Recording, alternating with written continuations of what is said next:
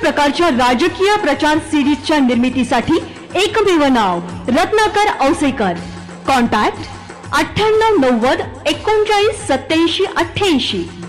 Online recording series देणारं महाराष्ट्रातलं एकमेव नाव रत्नाकर औसेकर.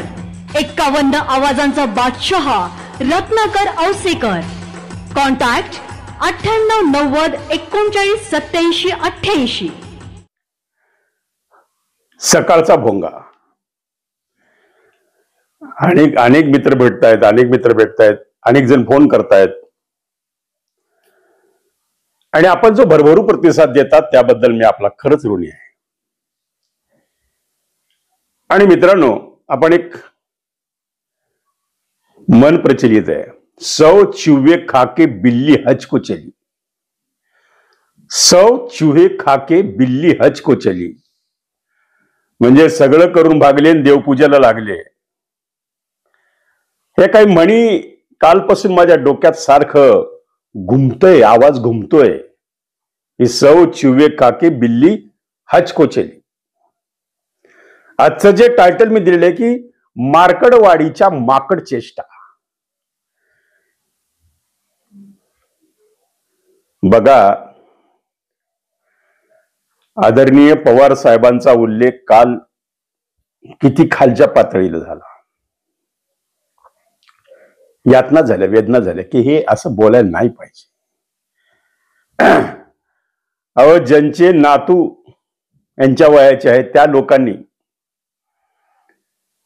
फडणवीस साहेबांच्या लाफ्टर चॅलेंज मधले 2 कॉमेडियन सदाभाऊ खोत आणि गोपीचंद पडळकर, एकच छंद गोपीचंद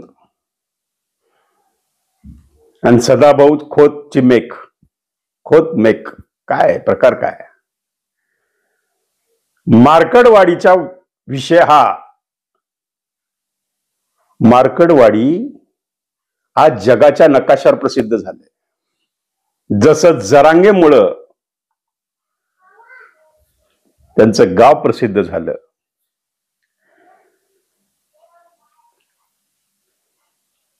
सराटी ते मार्कडवाडी, अंतरवाली सराटी ते मार्कडवाडी. काय कुणाचे उकरड्याचं सुद्धा नशीब फळफळतं म्हणल्यासारखं असतं. कधी कोणाचं नशीब फळफळल आणि कधी काहीतरी कोणाला प्रसिद्धी मिळेल याचा कोणताही नेम नसतो मित्रांनो. कधी काळी एक 15 दिवसापूर्वी कुणाच्याही नजरेत नसलेले गाव, आता मी त्या गावात आता मला स्वतः जायची इच्छा निर्माण झाली आणि मी जाणार आहे, नक्कीच जाणार आहे. मार्कडवाडी, मोहिते पाटलांचा बालेकिल्ला माढा तालुक्यातलं गाव मार्कडवाडी. ज्या मार्कडवाडीतून, ज्या माढाच्या लोकसभेमधून 2009 साली शरद पवार साहेब खासदार झाले. बर, माढा हा असा मतदारसंघ आहे की ज्या ठिकाणी पवार साहेबांना सहज निवडून येणं शक्य झालं आणि तिथून ते खासदार झाले. बर, मार्कडवाडी हे गाव का प्रसिद्धीच्या झोतात आलं? त्यांनी एक लोकशाहीचा ऐतिहासिक निर्णय घेतला की आम्हाला ईव्हीएम मशीनवर विश्वास नाहीये, कारण आम्ही दिलेली मतं गेली कुठं. यासाठी तिथले विद्यमान आमदार सुद्धा राजीनामा द्यायला तयार आहेत. त्यांनी म्हणतात निवडणूक आयोगाला की एक प्रयोग करून बघा, मी राजीनामा देतो, फक्त निवडणूक आयोगाने आम्हाला लेखी द्यावं की आम्ही या ठिकाणी या मतदारसंघामध्ये म्हणजे चिठ्ठीवर, म्हणजे बॅलेट पेपरवर ठसा मारून आम्ही मतदान प्रक्रिया राबवू. मग तिथले आमदार राजीनामा देणार, तिथं ती प्रक्रिया होणार. म्हणजे याच्या मागं काय झालेलं मित्रांनो, एक फार मोठं षडयंत्र आहे. बरं, ईव्हीएम मशीन निर्माण कोणी केली तर काँग्रेसने केली. ईव्हीएम मशीनचा प्रोपगंडा कोणी केला? काँग्रेसने केला. ज्यावेळेस तुमचं बहुमत येतं त्यावेळेस मशीन चांगली, लोकसभेला कोणी आवाज उठवला नाही. मग विधानसभेला काय झालं तर ईव्हीएम मशीन हॅक झाली. ईव्हीएम मशीन हॅक कोणी केली तर ईव्हीएम मशीन हॅक देवेंद्र फडणवीसच्या सुपीक डोक्यातून आलेल्या योजनातून केली. एकनाथ शिंदे अजित पवारांच्या सुपीक डोक्यातून आलेल्या योजनांनी केली. त्यांनी ज्या योजना राबवल्या, ईव्हीएम मशीन हॅक जर कोणी केली असेल तर ती केली लाडक्या बहिणींनी केली. कारण लाडक्या बहिणींनी भरभरून मतदान या महायुती सरकारला केलं. या मागचं एकमेव कारण त्यांना कधी सख्या भावानं विचारलं नाही, पण या 3 भावांनी ओवाळणी दिली भाऊबीजेची. जवळपास 7,500 रुपये प्रत्येक लाडक्या बहिणीच्या खात्यावर आले.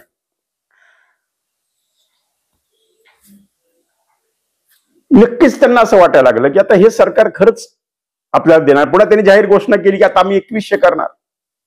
त्याचा परिणाम झाला. यामध्ये आघाडी हतबल झाली. आघाडीला कळून चुकलं होतं की आता आपलं सरकार येणं अवघड आहे. कोणी हारलं तर त्याला अनेक कारण असतात. कोणी जिंकलं त्याला अनेक लोक सांगतात की माझ्यामुळे जिंकलं, पण जर कोणी हारलं तर त्याला सांगितलं जातं की ह्याच्यामुळे हारलं. तर तसा प्रकार झालाय एका निर्जीव वस्तीवर, एका निर्जीव वस्तूवर सगळ्या आघाडीचा रोज सुरू झाला, ती म्हणजे ईव्हीएम मशीन. आता ईव्हीएम मशीन फक्त मार्कडवाडीतच हॅक झाली तर त्यांचं म्हणणं तसं नाही की संपूर्ण यंत्रणेमध्येच ते हॅक झालेली ह्या विधानसभेच्या निवडणुकीमध्ये. मग सांगण्यात आलं की ह्या मशीन गुजरातमधून आल्या. मग गुजरातमध्ये कुणाच्या फॅक्टरी तयार झाल्या. म्हणजे सगळं जे काही लोकांमध्ये संभ्रम निर्माण करण्याचा प्रयत्न हे आघाडीचं सरकार करत, आघाडीचे नेते मंडळी करतायत. आणि ज्या पद्धतीनं देवेंद्र फडणवीसांना एक फुल मेजॉरिटी मिळाली, प्रचंड बहुमत, आणि यांना आता समजून चुकलं की आता ह्यांना सैरवेर झालेले आहेत. आघाडीचे लोक सैरवेर झालेले की त्यांना आता सध्या समजत नाही कायचा पर्याय काय आता. कारण पुढे येणाऱ्या महानगरपालिका, जिल्हा परिषदा, ग्रामपंचायता, सोसायट्या, कारखाने सगळ्याच्या निवडणुका आहेत आता. आणि यामध्ये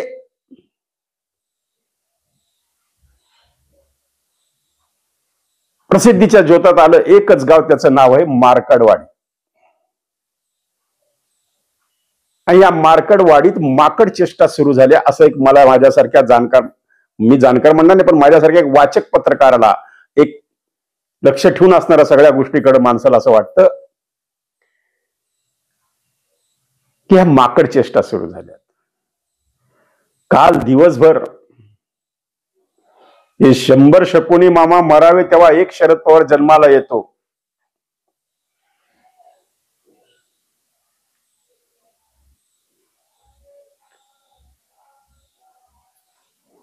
पुन्हा सांगण्यात आलं, हे मी नाही म्हणत, ते सगळे नेते मंडळी म्हणतात, पडळकर, खोत.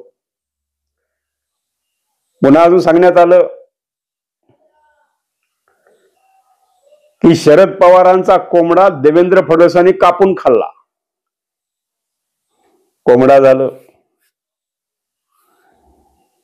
पुन्हा सांगण्यात आलं, पुन्हा इकडल्या तिथल्या आमदारांनी जाहीर केलं आपलं वक्तव्य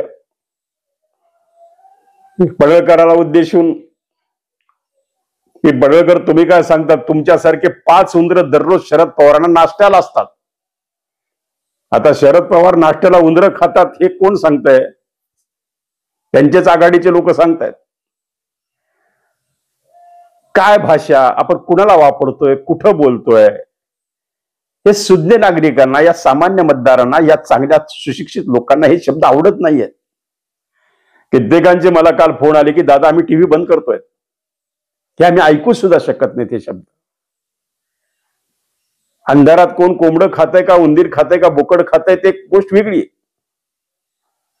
ज्यावेळेस तुम्ही असे शब्द वापरता एखाद्या ज्येष्ठ नेत्यांसोबत आणि माजलेलं बोकड आता कापून खाण्याची वेळ तुम्ही कुणाला कापून खाणार?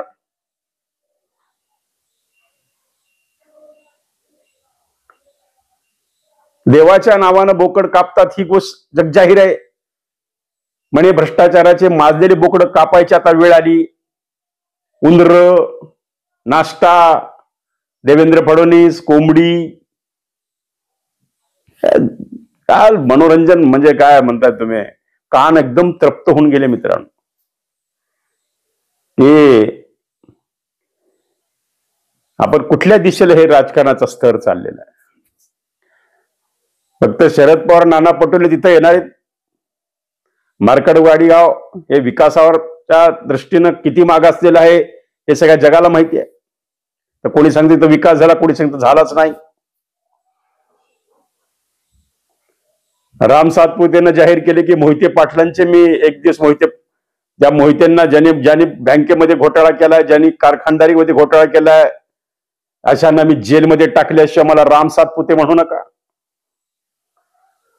म्हणजे असं वाटत होतं की जस की आता ही विधानसभेची निवडणूक एकदम शेवटच्या टप्प्यात आलेली आहे. एक निवडणुकीचं फिलिंग कालच्या या सगळ्या मार्कडवाडीच्या माकड चेष्टाबद्दल आपल्याला दिसत होतं मित्रांनो.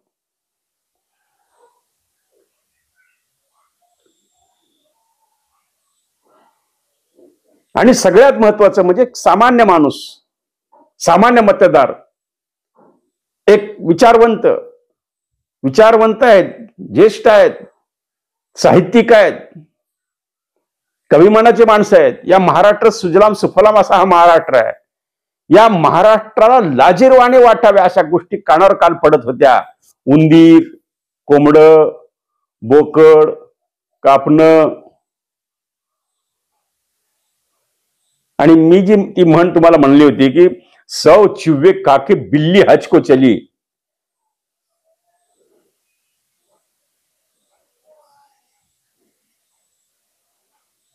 आता सदाभाऊ खोतचा डेअरी घोटाळा कोणी काढायचा? राजू शेट्टी बरोबर सदाभाऊ खोतांनी काय वागणूक दिली हे सगळ्या जगाला माहिती आहे.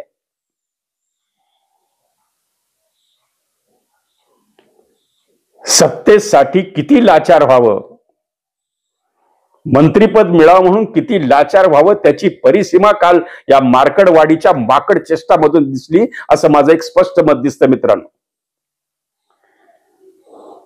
आणि मी पूर्वीपासून सांगतो की मला जे वाटतं ते स्पष्ट बोलणं, खरं बोलणं हाच आपला म्हणून आपला भोंगा गाजतोय.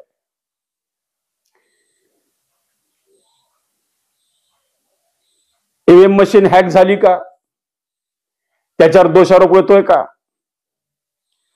आणि या मार्कडवाडीला महत्वाचं स्थान आता का प्राप्त होतं? त्या ठिकाणी राहुल गांधी आपली यात्रा सुरू करणार आहेत ईव्हीएमच्या विरोधात. काल शरदचंद्रजी पवार साहेबांनी सर्व पराभूत उमेदवारांची मिटिंग दिल्लीमध्ये बोलवली. त्या मिटिंगला अभिषेक मनु सिंघवी आणि अरविंद केजरीवाल आले. आता हे तिथून वातावरण तापवण्याचे चिन्ह दिसत आहेत की त्यांना ह्या मशीनच्या विरोधात आंदोलन सुरू करायचं आहे. आणि काल तर मार्कडवाडीच्या ग्रामस्थांनी जाहीर धमकी दिली की जर तुम्ही बॅलेट पेपरवर निवडणुका घेणार असेल तर आम्ही जिल्हा परिषदला मतदान करणार नाही. जर बॅलेट पेपर असेल तरच आम्ही मतदान करणार. आणि निवडणूक आयोगाला काय हरकत आहे की एखादा प्रयोग असा एखादा ठीक आहे समोरचा माणूस राजीनामा द्यायला तयार आहे. एक माझं असं वैयक्तिक मत आहे की आघाडीचे जेवढे काही आमदार निवडून आले सगळ्यांनीच राजीनामा द्यायला पाहिजे. तर तुम्ही खरे लोकशाहीचे पायक आहेत. तर तुमच्याकडे तुमच्या बोलण्याला काहीतरी दम आहे. आणि सदाभाऊ खोतांनी, पडळकरांनी जे काही म्हणलेलं आहे की आधी सुप्रिया सुळेंचा राजीनामा घ्या, आधी रोहित पवारांचा राजीनामा घ्या. जर आघाडीच्या सर्वच आमदारांनी सामूहिक राजीनामे दिले तर या चळवळीला बळकट येईल आणि खऱ्या अर्थानं लोकशाहीचं जे काही तुमचा जागर आहे तो खऱ्या अर्थानं सगळ्या जगाला कळेल. द्या ना सामूहिक राजीनामे आणि या सगळं चला पुन्हा एकदा निवडणुकीला सामोरे जाऊया आणि होऊ द्या बॅलेट पेपरवर निवडणुका. म्हणा ना असं एक जण सुद्धा रिकामा राहू नका.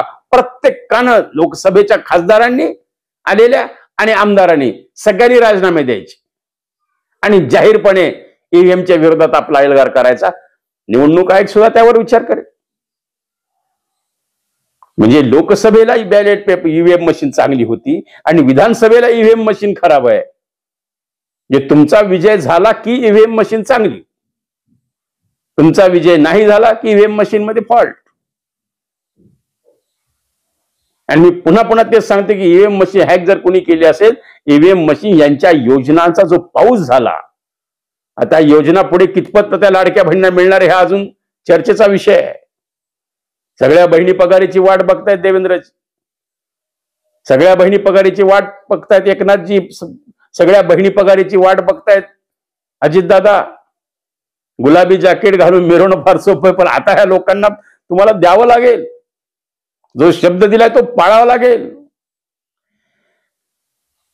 आणि ह्या चाललेल्या माकड चेष्टामधून कुठंतरी सगळ्यांचं लक्ष त्या योजनांच्या घोषणांकडे विचलित करण्यासाठी या मार्कडवाडीला जास्त महत्व प्राप्त झालं. म्हणून काल 2 लाफ्टर चॅनल मधले त्यांचे फडणवीसांच्या लाफ्टर चॅलेंजचे 2 कलाकार मार्कडवाडीत जाऊन त्यांनी जे काही उंदरांचा सुळसुळाट, बोकड, काय अजून कोंबडी, वा वा फार छान. म्हणजे खूप या थंडीमध्ये राजकीय गरमी निर्माण करण्याचं काम ह्या 2-4 लोकांनी केलेलं.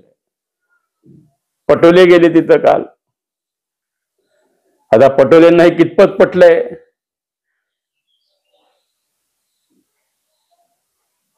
जयंत पाटील साहेब एवढे नम्र कसे झाले?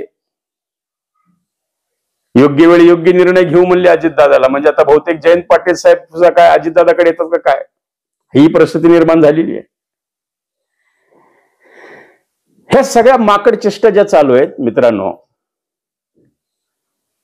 याच्यातून कुठंतरी जनतेचं दुर्लक्ष करणे, प्रश्नाकडून लोकांचे मन दुसरीकडे वळवणे आणि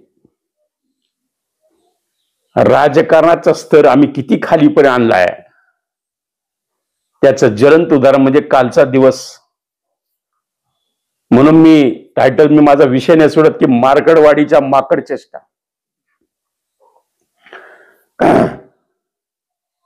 मार्कडवाडी गाजती म्हणल्यावर काल जरांगे पाटलांनी बीडमध्ये तिथल्या एका सरपंचाचा जो काही त्या ठिकाणी हे झाला, खून झाला, त्याच्या विरोधात त्यांनी आपल्या अंतरवाली सराटीचं महत्व कुठेतरी थोडंसं इकडे होत म्हणजे की लगेच जरांगे पाटील उठले. चांगली गोष्ट आहे, चांगल्या कामालाचं कौतुक केलंच पाहिजे. म्हणजे आंदोलन हा लोकशाही डॉक्टर बाबासाहेब आंबेडकरांनी दिलेला घटनेतला अधिकार आहे. मित्रांनो, आंबेडकरांच्या नावाचा उल्लेखाबरोबर मला एक असं आठवलेलं आहे की डॉक्टर बाबासाहेब आंबेडकरांना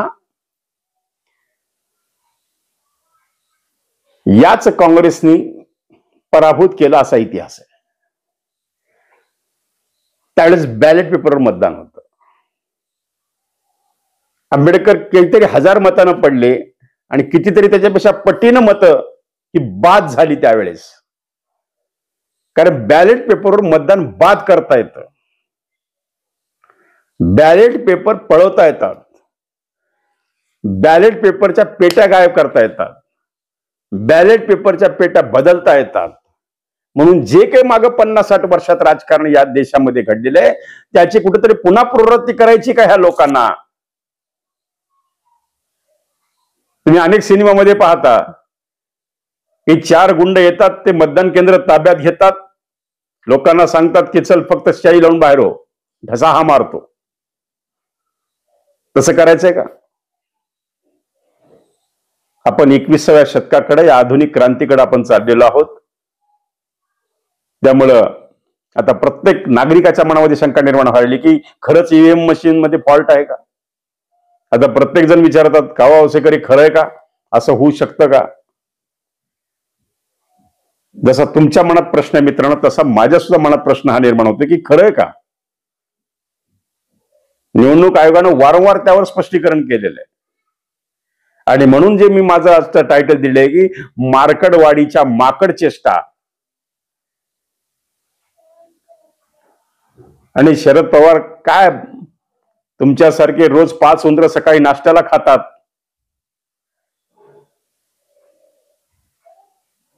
म्हणजे फडणवीस साहेब कोंबडी कापून खातात. काय जबरदस्त वाक्य आहे. एक वाक्य म्हणजे ऐतिहासिक, याची सुवर्णाक्षराने नोंद झाली पाहिजे या वाक्याची. म्हणजे एवढी या राजकारणाची स्तर, एवढा राजकारणाच्या ईव्हीएम मशीनच्या विरोधात एल्गार केला म्हणून एवढंच टीका या टेकावरची, की ज्या आदरणीय शरद पवार साहेबांचं वय, म्हणजे कदाचित मला आठवतं की आदरणीय शरदचंद्र पवार साहेब मला बऱ्याच वेळा जवळून पाहण्याचा योग आलेला मित्रांनो. कधीही अपशब्द संयमानं बोलणारा हा नेता, कधीही तोल ढळू न देणारा हा नेता आणि अनेक संकटाचा सामना करणारा दडवा आहे, त्याचं नाव आहे शरदचंद्रजी पवार साहेब. नक्कीच त्यांनी माणसाबद्दल या सर्व राजकीय नेत्यांनी, वाचाळवीरांनी आणि या लाफ्टर चार्न मधल्या कलाकारांनी कुठेतरी संयम पाळून या महाराष्ट्रातलं राजकीय सलोखा बिघडणार नाही याची काळजी या सगळ्या लोकांनी घेतली पाहिजे. आणि आता कुठेतरी आघाडीच्या लोकांनी आपला पराभव हा स्वीकारला पाहिजे. विरोधासाठी विरोध न करता या सरकारच्या माध्यमातून कोणत्या योजना आपल्या मतदारसंघामध्ये आणून आपल्या मतदारसंघाचा आपल्याला कसा विकास करता येईल, आपल्या मतदारसंघाकडे आपलं लक्ष कसं देता येईल आणि झालेल्या पराभवाचं चिंतन करून पुढे या महाराष्ट्राला कसं प्रगतीपथावर आणता येईल याचा विचार या सगळ्या राजकारण्यांनी करण्यापेक्षा हे उंदरं खातात, ते कोंबडं खातात, हे बोकडं खातात आणि सगळे काय खातात हे सगळ्या जगाला माहिती आहे. ते काही सांगायची गरज नाहीये. आणि त्यामुळं आज गरज आहे या महाराष्ट्राला पुन्हा एकदा जे उद्योग आपले बाहेर गेलेले आहेत, या तरुणांच्या हाताला रोजगाराचा प्रश्न निर्माण आहे. आज शेतकऱ्यांसाठी जे काही योजना तुम्हाला राबवायच्या आहेत, लाडक्या बहिणी वाट बघतायत. आता या सगळ्या कुठंतरी ह्या सगळ्या प्रश्नांकडून दुर्लक्षित करून कुठेतरी दुसरीकडे राजकारणाचा ट्रॅक वळवायचा आहे का, लोकांची दिशाभूल करायची आहे का, जनतेला मूर्ख बनवण्याचा उद्योग करायचा आहे का, असा तरी प्रयत्न नाही. म्हणून अंतरवाली सराटी ते मार्कडवाडी आणि म्हणून मार्कडवाडीत चाललेल्या माकड चेष्टा या कुठेतरी थांबून या सगळं योजनांकडे गांभीर्याने सरकारने पाहिलं पाहिजे. विरोधकांनी त्यांची भूमिका बजावली पाहिजे. आणि आम्हाला पूर्णपणे विश्वास आहे की या ज्या माकड चेष्टा चालल्या आहेत मार्कडवाडीच्या, या कुठेतरी थांबून, आता कदाचित हे थांबण्याचं नाव घेणार नाही असा एक माझा अंदाज आहे. कारण एक काहीतरी कुलीत पाहिजे असतं या आघाडीला, की जेणेकरून त्यांना ते राजकारण खेळायचं असतं. आता सराटे हे गाव मागं पडलं आणि आता पुढे आलं एक गाव, त्याचं नाव आहे मार्कडवाडी. बघूया आता या मार्कडवाडीत अजून काय काय माकड चेष्टा येतात, अजून रोज काय काय येऊन तिथं माकड चाळे करतात आणि तिथं येऊन अजून काय काय आपल्या कानावर पडतं. म्हणजे राजकारणाचा स्तर काय दिशेला चाललाय याचा आपल्याला अंदाज येतोय. तर मित्रांनो, आपण आता पाहत राहूया रोज काय घडतंय काय नाही, आणि जिथं वाटतंय तिथं आपण आपला भोंगा चालू ठेवूया. असाच आशीर्वाद देत राहा. कशी वाढलं मार्कडवाडीच्या माकड चेष्टा? मित्रांनो, लाईक करा, सबस्क्राईब करा, लिंक ठेवा आणि रत्नाकर आवसेकरच्या सकाळच्या भोंग्याला तर रजा द्या. पुन्हा भेटू उद्याच्या भोंग्यामध्ये नवीन विषय घेऊन. फक्त आज एक वाईट वाटलं की 100 चिव्वे खाके बिल्ली हजको चली नाही म्हणायचं, तर 5 चिव्वे खाके कोण मार्कडवाडीच्याला. तर आता बघूया कोण काय काय खातंय काय नाही. तर चला, सगळ्यांच्या तब्येती चांगल्या राहाव्या, दिवस आनंदाचा जावो. धन्यवाद, नमस्कार. सर्व प्रकारच्या राजकीय प्रचार सिरीजच्या निर्मितीसाठी एकमेव नाव Ratnakar Ausekar. Contact 9890 39 87 88. Online recording series देणारं महाराष्ट्रातलं एकमेव नाव रत्नाकर औसेकर. 51 आवाजांचा बादशाह रत्नाकर औसेकर. कॉन्टॅक्ट 9890 39 87 88.